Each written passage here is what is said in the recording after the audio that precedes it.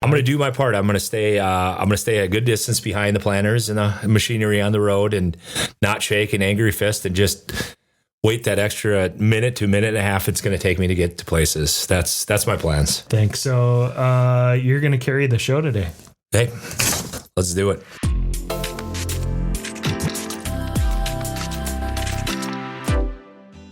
Welcome to Hedge Heads, where hosts John Prischman and Ryan Tungseth discuss commodity markets, hedging, and anything related to trading futures. Remember, the risk of loss in trading commodity interests can be substantial. These are opinions only and not trading advice. While no one knows where the market's going, they're not afraid to share some ideas. Well, John, happy St. Paddy's Day and also corporate tax return day. So I'm just giving you a heads up right at the start. I got nothing today because I've been running all over town trying to get taxes done for a few of the businesses I own. Well, that's a good thing. I've been staring at the markets all day, whether I like to or not. It's beautiful out. I didn't want to be, but I had to be. So that's where, there's plenty to cover. There's not going to be an issue. And although we've talked about it a lot, we have a very complicated journey for corn and soybeans as we take our focus off the old crop and start focusing on the new crop. And you see this weather out here, you feel this weather, and it just feels like planting's near. It definitely feels spring. Now, we had our sweet bomb cyclone on Friday night into Saturday. I do want to point out, I went for a run Friday. I stopped in here all nice and sweaty just to help you with tech support. Yeah. But 70 degrees, beautiful, ran in shorts and a t-shirt. And Saturday morning for my long run, the wind was so strong, I couldn't lift my feet off the ground without it blowing my foot into my leg and almost tripping me. That's a training wind. I mean, you should embrace it. It was work. It'll improve you quick. No, I would have quit.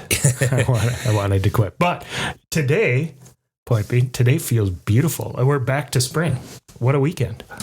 Yeah, and it was cold, and it lasted like a day and a half. So now we're getting to the time of year where it's the focus on what are we going to plant and what are we going to do? The focus away from the old crop, what to do with the old crop. I feel like if you're holding old crop now, like there's a great chance that you're planning on holding it into the summer to see what the summer weather is. So this is the time of year where the old crop discussion fades away a little bit and we start focusing on new crop.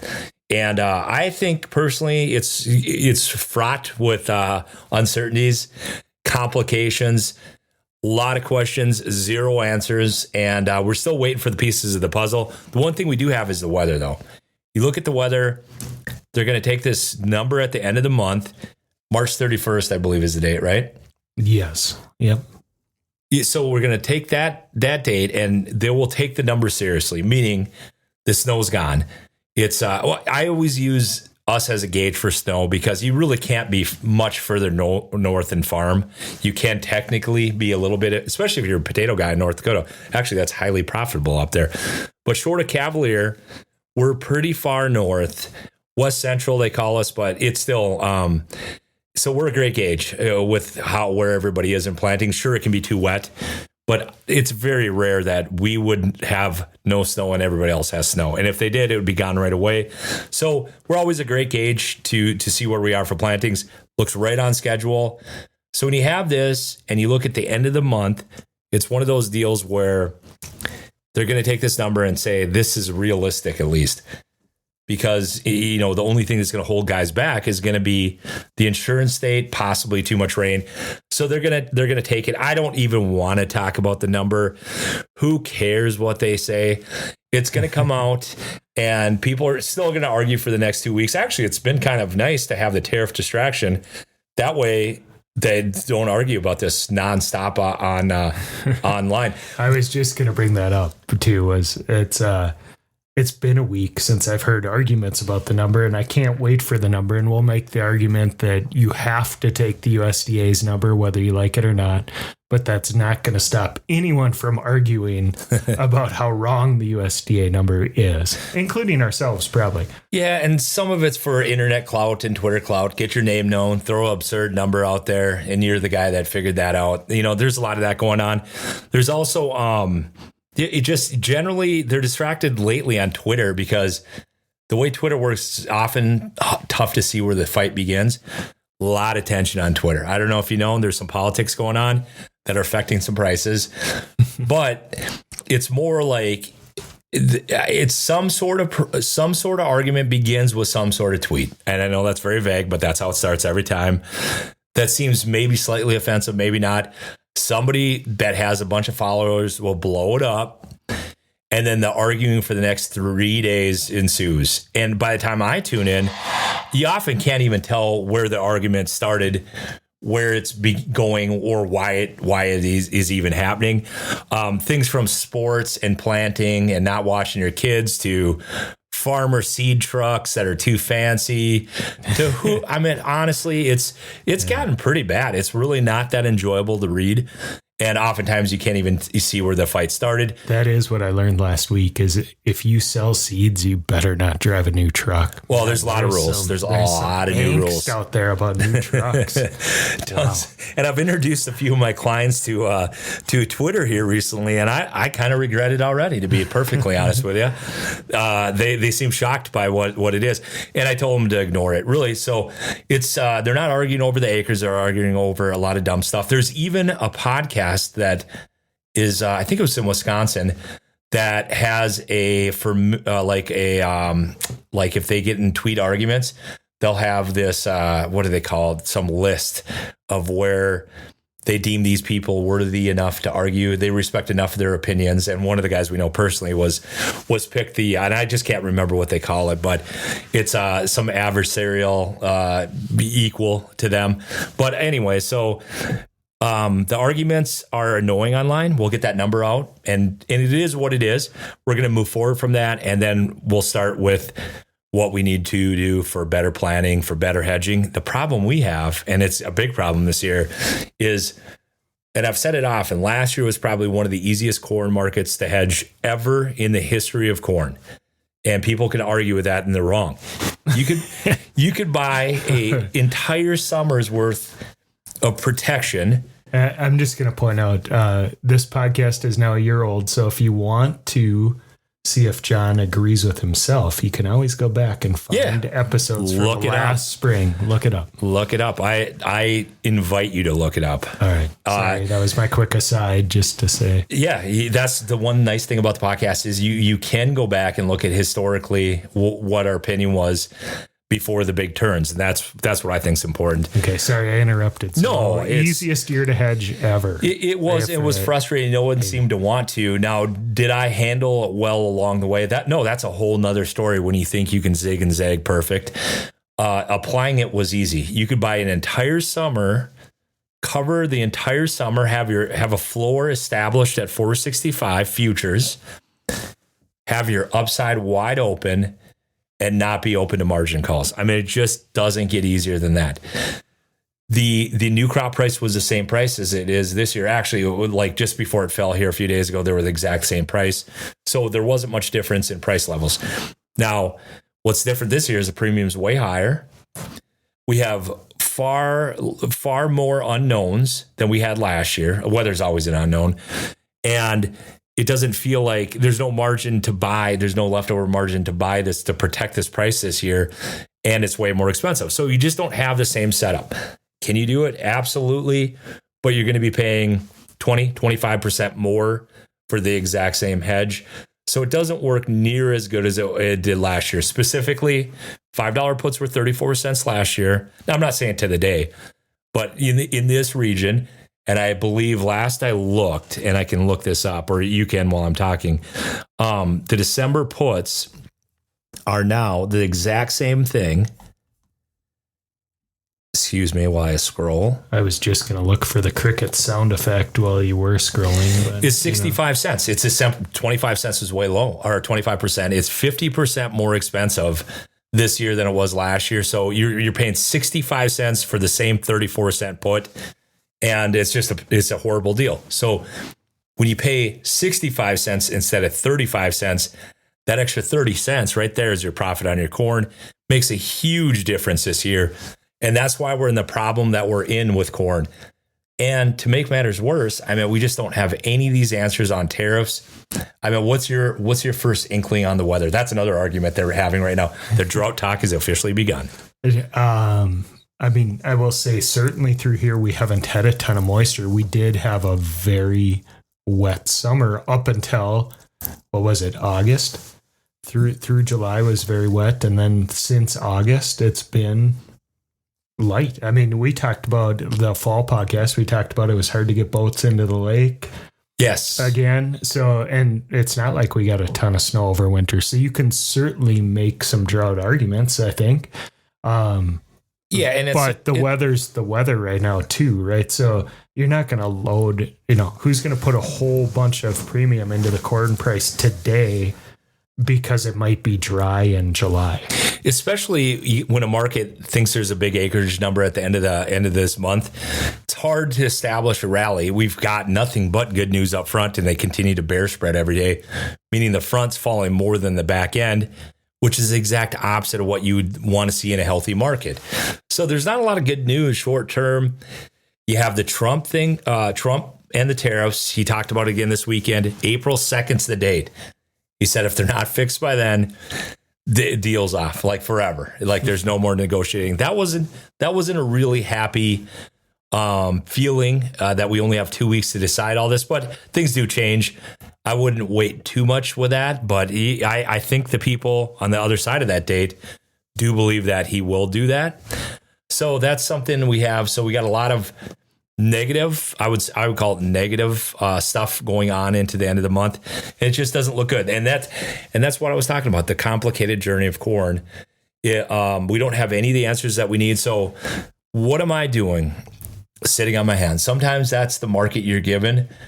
It feels like a lot of things make things worse. Could you buy short dated like puts on corn for the report? Absolutely. But again, it cuts into your bottom line. There's very little there. That doesn't mean you shouldn't protect this price. So there's not a lot a guy can do. Can you sell a bunch of calls, buy a bunch of puts? No, that opens up a tremendous amount of risk. And the premiums just don't, for as much potential as this market could have, don't seem like a good idea to me. I'm not a big fan of selling that volatility. So what does that leave a guy with? Sometimes you just have pure market risk. In my opinion, it feels like the kind of market that you do. Sure, you can come up with a strategy that has multiple legs that protects this level and it's free. You know how although they like to toss that one out there, like sell enough of this and your floor is free. Yeah, they leave out the part with the unlimited risk in front of a summer. Right. You know, I just saw somebody talking about what do you buy one call or buy one put and then you're going to sell two 50 cents lower, 60 cents lower, and calling it risk-free because it costs you nothing. Yeah, it's not how that works. Let's just be clear, it's not risk-free. No. I mean, it's an option, though. There are things you can do. I'm not saying you shouldn't do it, but I'm also saying you should not call it risk-free. No. There's options. There's things you can do. The other thing, when you were talking, I was thinking about is that it does depend on, how much old crop you have left sitting around, whether you want to do something ahead of the report or not. That can weigh in what you're looking at, what you're personally look at planting next year. That all weighs in. Like everyone's individual decision is going to be different, but I don't know how you can recommend anything. Like even not that we're doing it on the podcast, but if you want to call us prior to the report. Yep. There's just, not a whole lot of options out there. Yeah, and all the reports have not had enough of a reaction to make much in options. Not that if you timed it perfect that you couldn't make some money, but that also goes with just daily. Like The calls seem to be losing money unless you time it perfect. The puts seem to be losing money. Long seems to be losing. Short seems to be losing unless you time it perfect. It's just not a very good market. Very difficult, very erratic, and there's a lot of news that changes very quick. So sometimes it's just best to observe and take your chances with the market. I feel like everyone's in that boat. I think this is a year that we're probably looking at that, and things will get sorted out. Things will become a lot clearer. But we just don't have any of the pieces of the puzzle that we need to move forward. So this year is a lot easier for recommendations than last year. Last year, I was on the phone trying to pound the pavement, get guys to get going. This year, it's like, there's not a lot of ideas without a lot of risk. And so I'll go right back to where we were. There's not a lot that we can look at. Now, soybeans, on the other hand, I feel setting up perfect. When I flip my little note card over here, I do like the soybean setup. I don't like the soybean fundamentals. I mean, that's a whole nother story. What do you think of the beans? I'll say I did not prepare anything for today, but beans do have my interest. I've actually been looking at both sides. That's one where I would consider purely from a play at looking at what could a straddle do prior to the report. But I certainly wouldn't pick any side, and I'd be looking real short dated on that. I have been watching the July options, both calls and puts. I think there's opportunity there. Definitely the implied volatility makes the option side of things much more reasonable than where corn's at right now. Yeah. And if you look at the implied volatility, low for beans, and we also have a very nice window, meaning that over the next 2 or 3 weeks, and I tweeted this out today, it isn't known historically for the implied volatility to jump a lot. As a matter of fact, the price could easily trend down because of the South American supplies. So you get a low price bean market in front of a summer that everyone's given up on, can't rally no matter what. Those are my favorite bean markets. I like that. And that's exactly what you got here. And it makes it easy for hedging. I mean, it's such a rotten price right now that it's a no-brainer. I mean, guys are definitely doing nothing, whether that's right or wrong. I mean, it is what it is, but it makes it easy where corn is right there where maybe it makes sense to do something, but I don't know what to do. Beans just don't make any sense to do anything. So I like markets that they've given up on totally, that have gotten quiet, that historically are very volatile before the weather, and that's the bean market. So this is something that we'll be tracking. And then if you're a subscriber to the Insights, you'll definitely hear a lot more on this on the days that it'll matter. But for the rest of you, we'll talk about it. It's just that is a market that's much better set up for upside right now than corn is. Corn's sticking with the great export story, but it has very little besides that.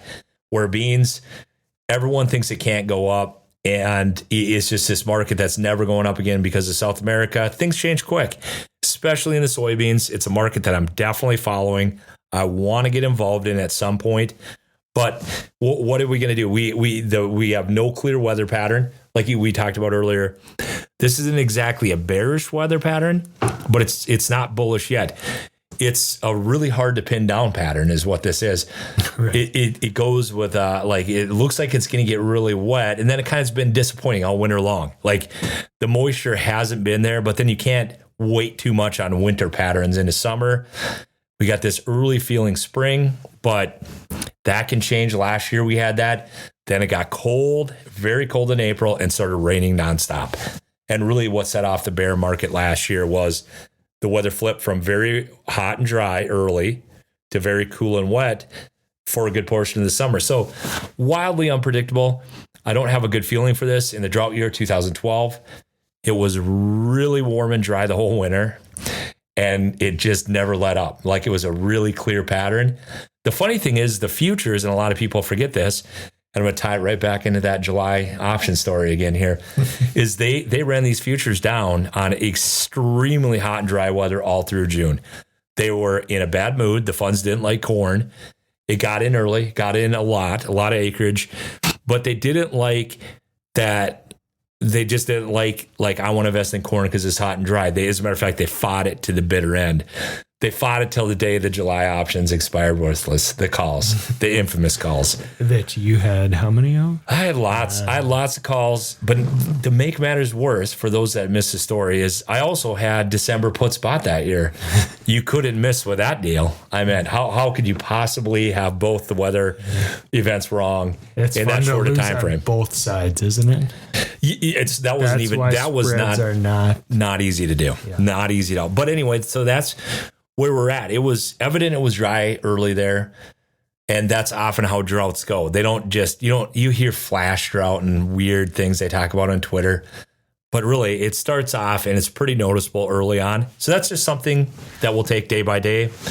And, but back to the beans, it's at a price where it's attractive. So that alone, I like that in front of a summer. And then you take the implied volatility, which is basically what they think it's going to move in a time period.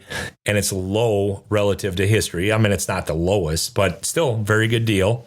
And a trade setup maybe is developing there. Yeah. I want to put you on the spot for a minute. Oh, yep. Because I told you I've been watching those July beans.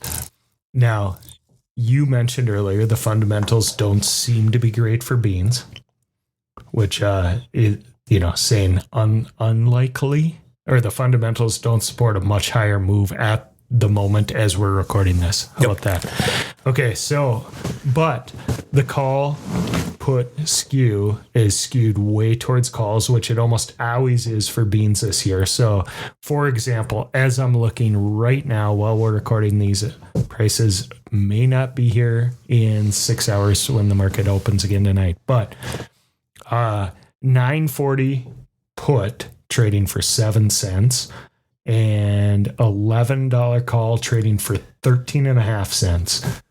Actual price right now, what were we at? 10.28, 10.30. So you're talking about 80 cents either, or 60 cents up, 70 cents down. And this has everything to do with the price levels that we're at. It's really unrealistic to get it down to such a price. One would call it inflation in the grains. Everybody's saying we're inflation, we should be at this price. But really, you do see it. With these fundamentals, we'd be at $9.20 in the past, $9. We're at 10, so that's why the puts are going to be cheaper. You look at last year's puts, they were $10 puts were going for, these are November's, 4.5, 5 cents all the way through into midsummer. I know exactly where they were. Yeah. We had some. I had plenty. we had plenty. And did I do well with them? Well, if you could mess them up, I did. But again, trying to catch every wiggle in the markets. See, guys are under the impression if you get to watch every tick, then it's easy. Yeah, no, actually, it's the opposite. It is. And then I talked about that 10-minute delay in the quotes, which is normal for people. They think they need real-time quotes, and I'm telling you, more often than not, that 10-minute delay is what kept me in markets that I would have got out of when I first started trading. So it's not all it's cracked up to be, but it's just the realistic price levels. Not that we couldn't go down into the 8s for beans. That's not impossible. But still, that they've decided that we're at higher levels for now, and you see that in corn. I had 360 put spot last year. And then it had a lot of bad news in it, but it still didn't look like it was going to 360. It just doesn't have that in it anymore because you need to get that physical grain in the commercial channels, and you just don't do it for those rock bottom prices anymore, especially when you do have on-farm inflation and you have real inflation. So you're gonna get those on the cheap side, and then in front of all this summer weather, you got to remember if someone's selling that call, he's gonna want something for it. So it's much more dangerous on the upside than the downside. And that's why you're going to get that skew. But still, it's a good setup for beans. It's not too often they run beans down into summer at a very low price and then make it cheap to own it for the entire summer weather. And that's what's developing right now. We're not quite there. And the next 2 months, generally, you don't see a lot of movement. So I look forward to this time of year because, again, you get your focus off old crop and then you start looking at new crop. And it's just a different market and something fresh. Also, one thing we haven't talked about yet is cattle, and we have to. Cattle is not even the little engine that doesn't quit. I mean, it's an unstoppable mega force. I just assume it's going to be up when I get up in the morning, and shortly after the open, I'm proven right.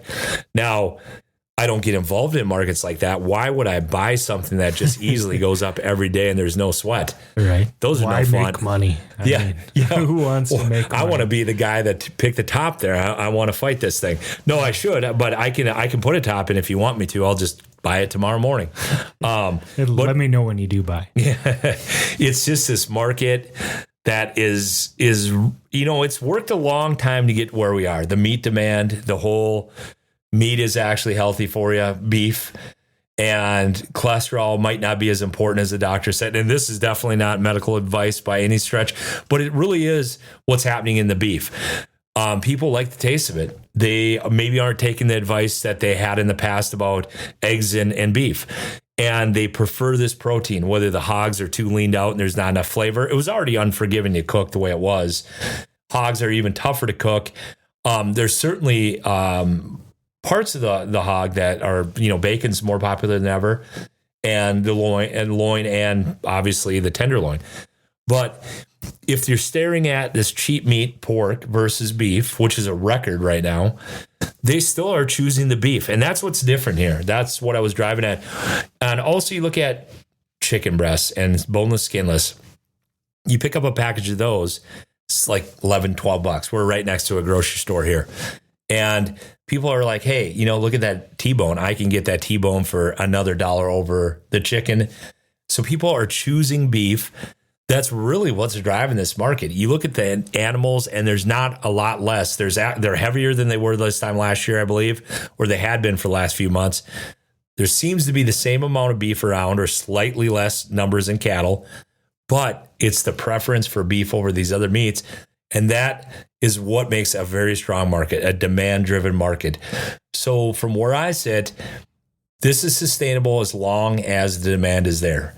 And that's really what's different with this market is it's gotten to these levels before and demand just shuts off. And we just haven't seen that. People prefer their beef. They like it. I know I do. We just had steaks the other night and it was delicious. Yeah. And what's scary is we're just headed to the grilling season right now. Right. It's if anything, demand could pick up. Now, seasonally, cattle don't do that. Feeders do. They start finding their bottom in April and come work their way up into summer. But live cattle generally peaks out in February, which so far it sort of has, but now it's sneaking up on that old high. And it's just that demand-driven market.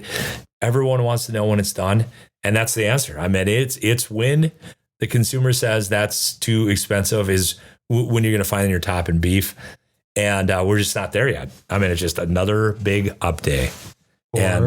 Or when John buys this market. Yeah, I could buy it and I can stop it tomorrow. He'll put a daily update out on the Hedge Heads Insider that he bought, and you guys can all go take the other side. The cattle reminds me of the stock market for the last 4 years. Yeah.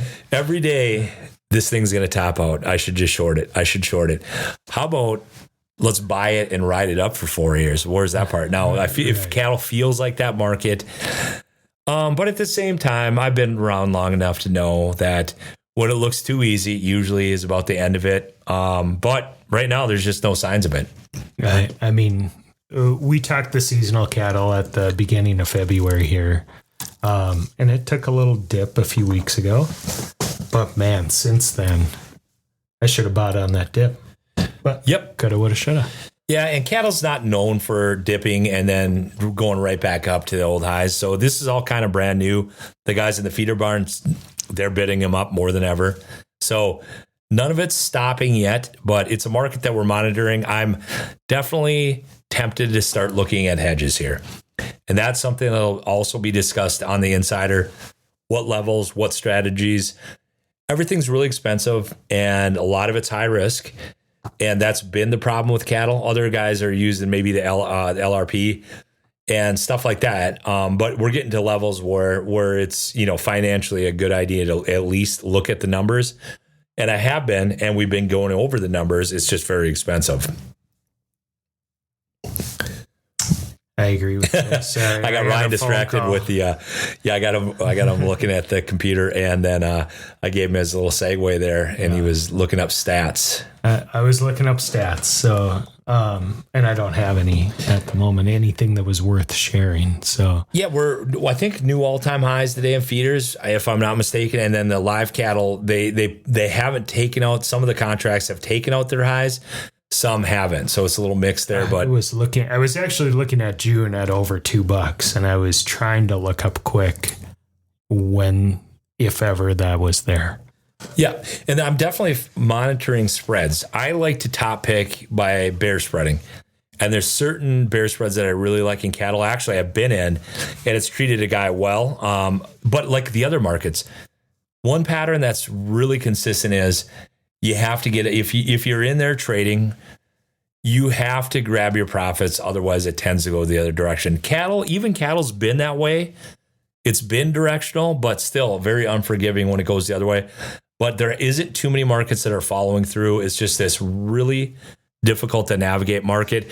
So I think I'm going to watch a little Vegas Matt tomorrow and try to come up with some hedge ideas. It's exhausting. We need a little more clarity on the tariffs. But I feel like all this is right around the corner. And then we get to look at super unpredictable weather. But that's every year, so that won't wear a guy out. We just don't need all these unpredictable things on top of each other running simultaneous with the weather. Because then, I don't know, I think I'm just going to go fishing if it's going to be that hard. Right. I will say one thing that I have noticed as I look at these markets and when I was just clicking through here quick while you were talking and I was ignoring you, the last 4 years, it seems like nonstop money coming into markets and pretty much into every market.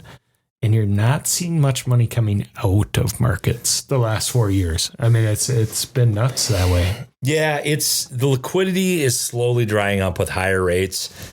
Bitcoin is a whole nother level of liquidity. It was nothing, and now it created all this wealth, which then in turn goes in the markets. So that's why we'll talk about Bitcoin, because it does affect these markets. As crazy as it sounds, it shouldn't. But it's created all this wealth out of essentially thin air. And of course, the Bitcoiners will tell you, no, that it wasn't out of thin air, but it was. And so you got all this money pouring in, but as these interest rates go up, I look forward to the days where the markets are the markets and there isn't this extra bouncing around, because if you're a producer, it feels good when it's going higher, but that extra money can be focused on the downside too. And, so when the liquidity dries up, then the markets get to truer fundamentals, and then they make for better hedging opportunities. But again, it cuts both ways. Guys, cheer for these algos and the extra money when it's pushing their markets higher. But then they really don't like it when it turns in the other side. And I don't either. I don't like this volatility that isn't supposed to be in the market. Markets by nature volatile for a lot of different reasons. But when it's just this extra liquidity, it makes it really difficult. And that's definitely what you've seen since September is, where does this money go? Where does it bounce around? Comes out of the stock market, goes in commodities. Comes out of commodities, goes in the stock market or Bitcoin. And it feels like that whole portion is winding down with the federal jobs and the job losses. And things are starting to slow down is what it feels like. So, I look forward to truer markets, not necessarily bad markets, just truer markets. I think it'd be easier for everybody and the hedgers alike. Yeah, if we could have truly traded markets at this or higher prices, that'd be wonderful, wouldn't it? Well, it always depends. Like I say, are you producing or are you buying it? Well, good point. Yeah, that's what makes a market. One guy disagrees with the other guy on where price should go. Oftentimes, I'm the guy that's disagreeing and wrong here lately, but that's what makes a market. You just gotta you have to disagree on price levels and either bid it up or sell it off. There isn't more buyers than sellers in commodities. It's just there's more bidders than offers out there, or more offers than bidders. So it's a zero-sum game in commodities, one seller, one buyer, but there's never more of either. Just like I say, more bidders, less offers, or more offers and less bidders. That would be a down market. Yeah. Yeah, I will say we just bought another quarter of cattle, or quarter of beef, like a week ago, and it was significantly more this year than last fall. Yeah, no, and that's what we talked about. It's noticeable, and people are ignoring that so far. Whether they're driving food around Uber and having an extra job to afford the beef, I don't know, but people seem to have an endless pocketbooks for beef. Good news for the industry. Long days away from the pink slime, the famous pink slime in Oprah, ruined that beef demand for a while. This is the opposite. This is pink slime's revenge right here. Yeah, mad cow disease was at the same time. Oh yeah, no. There's always something that don't eat beef. Some sort of campaign against it, but boy, it didn't work. People love it. I hope it stays around forever, personally. But anything else to add today, Jen? No, it's Monday, and it is time to wrap it up. Yeah, it's a beautiful afternoon out. It is time to go outside. Thanks, John. Leave your number. 218-731-1578. Have a good one.